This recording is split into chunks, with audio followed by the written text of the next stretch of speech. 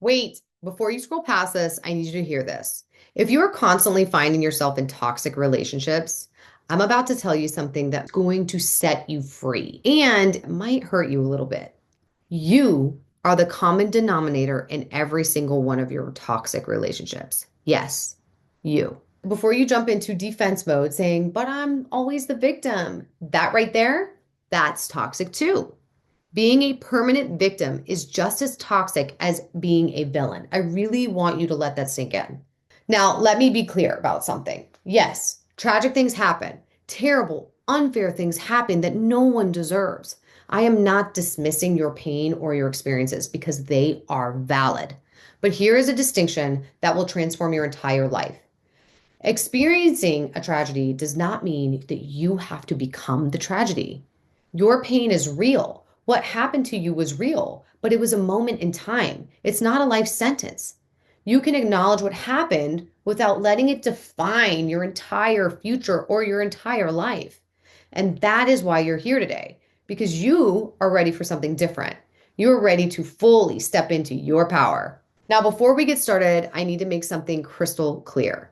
You know, we are all quick to label relationships or people as toxic. But here's the truth. People are not toxic. You are not toxic. The person that you're struggling with, they are also not toxic.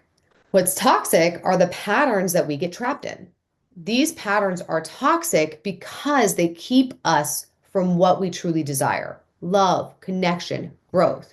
They're toxic because they keep us stuck, playing the same victim villain role, getting the same exact results, and wondering why nothing's changing. Now let's break free from these patterns.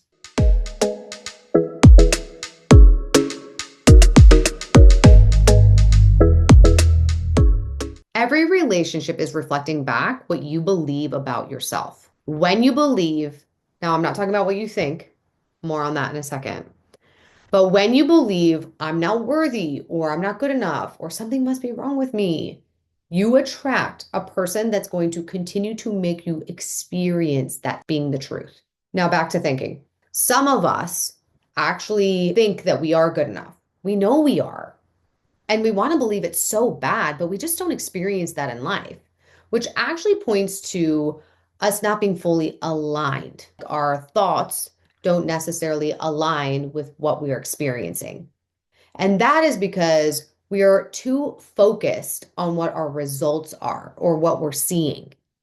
And you're making seeing be believing versus actually just knowing your worth and letting people go that do not reflect your worth. When you walk in worthiness, guess what does not stick around? People who do not honor your worth. They don't. They go and do something else. Your relationships aren't happening to you. They're happening through you. And that victim trap, but they hurt me. Yes. And you stayed. You chose. You accepted. Maybe you stepped over that red flag and that one too. Maybe you didn't believe that you could do better, or you were scared that if you left, you wouldn't be able to survive.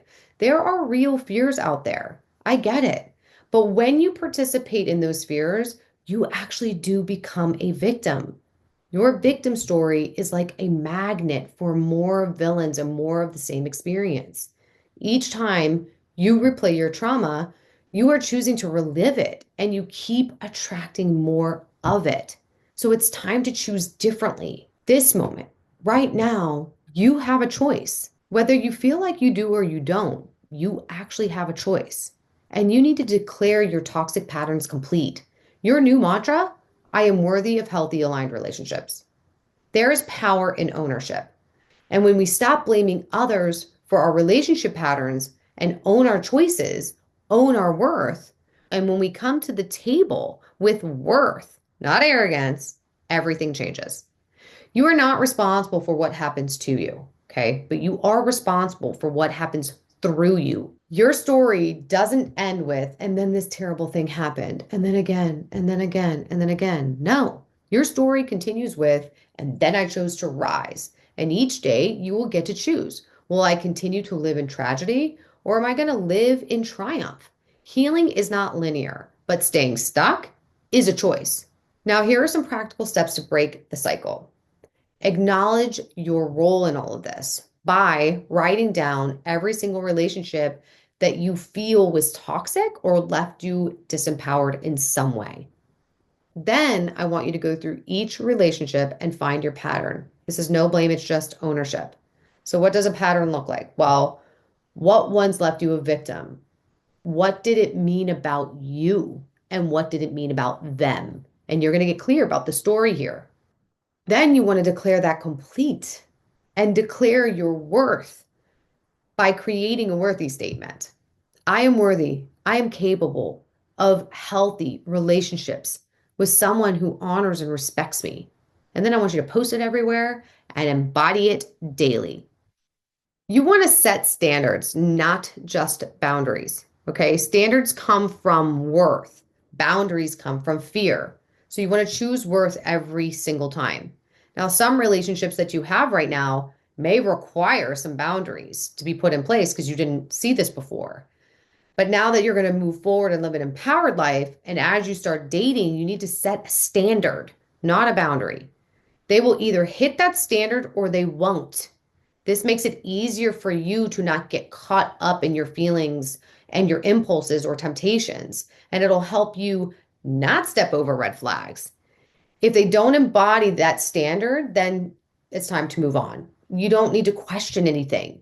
You just need to embody your own standard. There are no double standards here. Because when you attract a relationship with worth, you best believe that a worthy person is going to expect you to operate at that same standard. So for 1 week, I want you to catch yourself every time you play a victim. For instance, you stub your toe or someone says something to you and then you go into victim villain mode, or anytime you're experiencing a victim or anytime you're actually seeing villains. Because you will be hyper aware this week of that victim villain story and that mentality, because it's so automatic. You are so deep and stuck in a pattern. So don't be discouraged, because now you're going to actually have the awareness that you need and is required for you to start having control over your life. You just have to replace the "they did this to me" with "I choose differently now." And watch how people respond to you. It's going to shift. Things are going to change. So this week's challenge is to list 3 toxic patterns that you are declaring complete. Write your worth declaration and embody it. Create new relationship standards based on worth, and write down 1 tragedy that happened to you.